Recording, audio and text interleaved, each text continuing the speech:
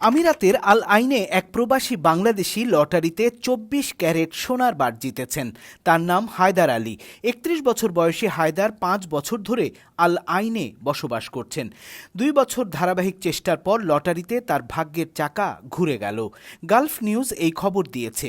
২৫০ গ্রামের ২৪ ক্যারেট সোনার বারটির দাম ১,২৫,০০০ দিরহাম, বাংলাদেশি টাকায় যা প্রায় ৪০ লক্ষ টাকা। হায়দার জানিয়েছেন তিনি আল আইনে একটি ইলেকট্রিক শপে কাজ করেন। সেই উপার্জনে দেশে তার পরিবার চলে। লটারিতে সোনার বার পাবার খবর তিনি প্রথমে বিশ্বাসই করতে পারেননি। হায়দার জানিয়েছেন লটারিতে সোনার বার জেতা তার জন্য এক বড় বিস্ময়। মাদকের বিরুদ্ধে এক প্রকার যুদ্ধ শুরু করেছে কুয়েত সরকার। সম্প্রতি দেশটির সংসদে অনুমোদিত নতুন মাদক বিরোধী আইন অনুযায়ী এখন থেকে আকস্মিকভাবে মাদক পরীক্ষা চালানো হবে সরকারি বেসরকারি কর্মচারী, ড্রাইভার, ক্রীড়াবিদ, এমনকি বিয়ের আবেদনকারীদের ক্ষেত্রেও। গালফ নিউজ এই খবর দিয়েছে। খবরে বলা হয়েছে নতুন এই আইন অনুযায়ী যারা মাদক পাচার বা বিতরণের সঙ্গে জড়িত তাদের জন্য মৃত্যুদণ্ড বা আজীবন কারাদণ্ডের বিধান রাখা হয়েছে। পাশাপাশি স্বাস্থ্য পরীক্ষায় কারো শরীরে মাদক পাওয়া গেলে ৪ বছর পর্যন্ত কারাদণ্ড এবং জরিমানা হতে পারে।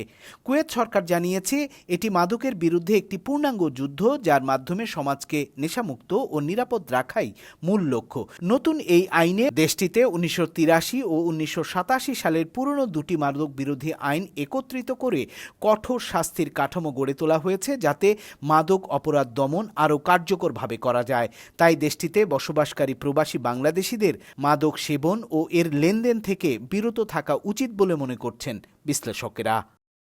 ইসলাম ধর্ম বিষয়ে অপতথ্য রোধ ও ইসলামী জ্ঞান প্রচারে সৌদি গ্র্যান্ড মুফতির চেষ্টার প্রশংসা করেছেন দেশটির ইসলামিক স্কলাররা।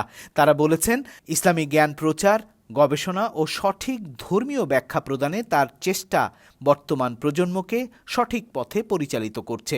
সৌদি গেজেট এই খবর দিয়েছে। খবরে বলা হয়েছে গ্র্যান্ড মুফতি শেখ ফাউজান বলেছেন সৌদি আরব আল্লাহর পক্ষ থেকে একটি আশীর্বাদ, যেখানে দুটি পবিত্র মসজিদ ও মুসলিম উম্মার সেবা করতে পেরে তিনিও সম্মানিত হয়েছেন।